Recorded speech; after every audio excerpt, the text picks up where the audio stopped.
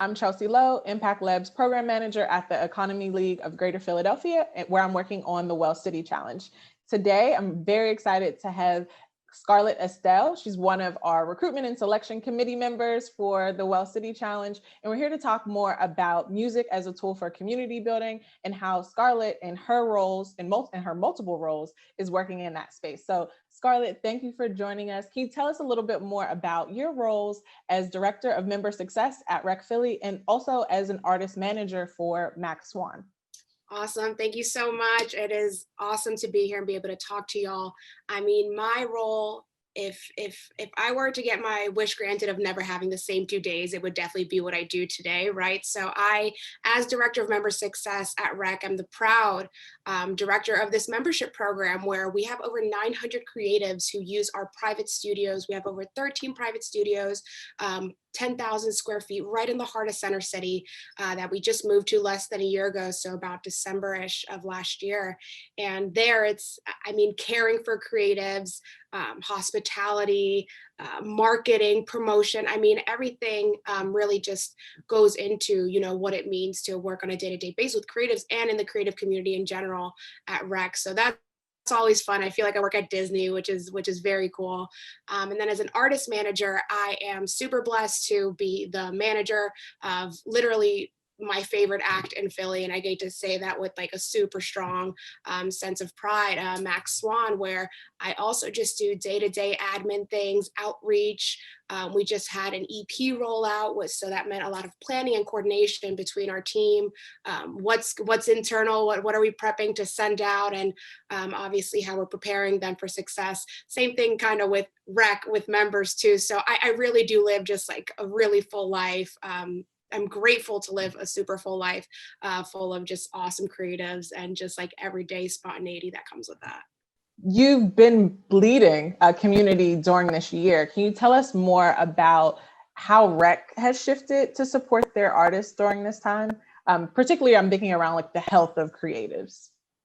Oh, absolutely. I mean, I'm so proud to be with the company. I've been with Rec for 5 years. The memberships program's been something for 3 years. So I've really been there since the conception. And I'm so proud to be a part of a company that we shut down and made the decision to shut down before, even the city, was like, we need to make this happen. Because really, like, the physical, mental, emotional well-being of our members, came first. March 16th, I have it to the day, we decided to go completely digital. I'm just super proud of my team that, in a matter of announcement of what has to happen from the city and us shutting down, I mean, we really got together to brainstorm what a digital community for members are like. So members enjoyed keeping their credits as long as they were, processing their subscriptions per month, as well as providing weekly programming. I mean, sometimes we had up to 6 virtual events a week, just assuring that our members felt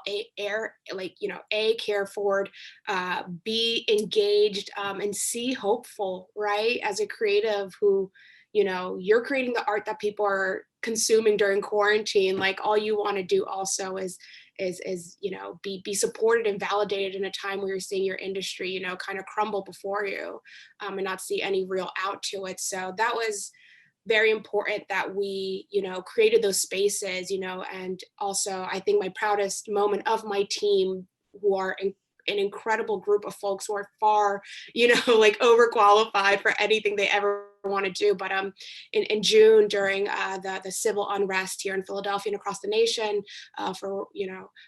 we were able to bring together and even create something called Brave Space, where we just were able to, connect our leaders here in the creative scene with, people who meditate and are able to, go through breathing exercises. And we just extended it to anybody who needed it. And I think that was such a critical, example of, us really caring for our members, physical well-being, right? The space is closed, we're adhering to government rules, but mental and emotional well-being. And you're still part of this community, and we're going to use all our resources and technology like we always have to make sure that you feel connected. So ongoing research supports that there are positive health benefits associated with being engaged within a community. In what ways have you seen Philly's music community really support people's health or mental health? And this could have been before COVID or before this year. Like, how do you see music really tying into people's health and community building? Oh, I mean, let's take it to like the fundamentals of being a fan, right? If you were around in like, the 2011, 2012, like, and you saw somebody else with like an Odd Future shirt, you knew that, you had a connection with them. You didn't have to talk to them. You knew you both believed in something. And that's even without the music. Imagine meeting someone at a concert and already knowing that you have something in common with everybody in a room. I think that's a very special experience and feeling that, when you find your thing, when you find your people, you feel it right away. And not only with music, right?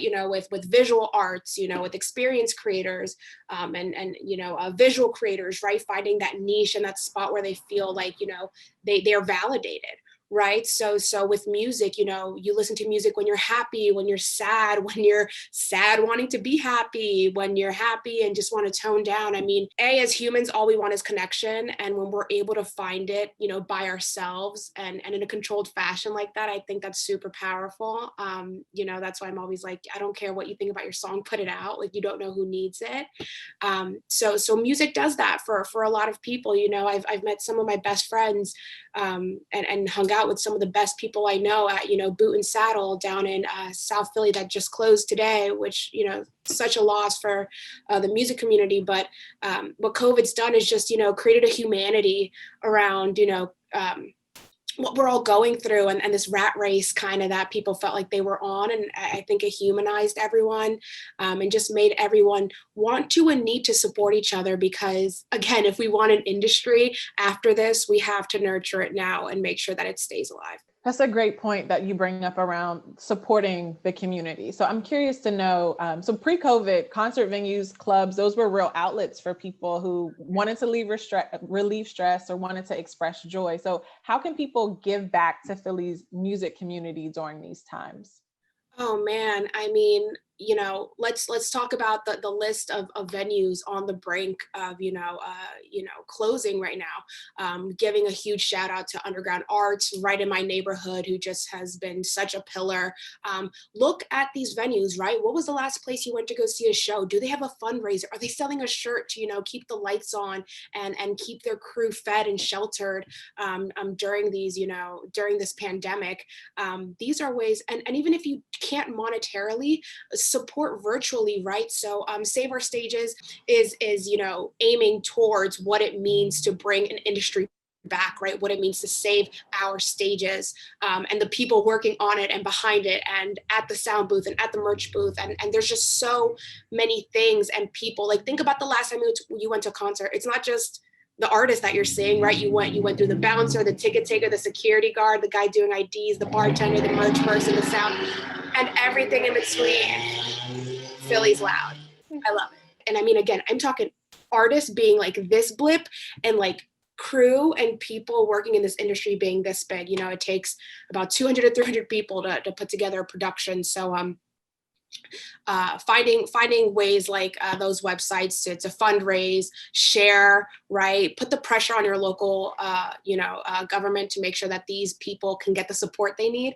And then again, go through your Spotify. Where were the last few people that you really just like hit replay again? What are your own friends on Facebook looking to push their music on Bandcamp Friday because they get to keep 100% of the profits? I promise you, budget 10, 15 bucks and it'll make their day. You never know how you're supporting, especially during these times. So show up big, because especially online on the Zoomies and everything, you have to be extra energy to make sure they feel it, because it's definitely a very tough time. Well, thank you so much for all of your insights and sharing a little bit more about your work today. How can people connect with you?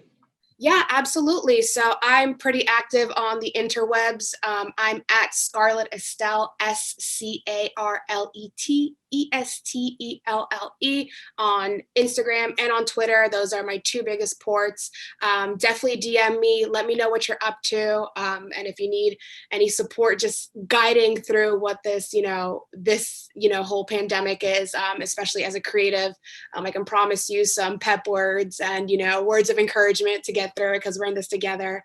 And then let's connect there.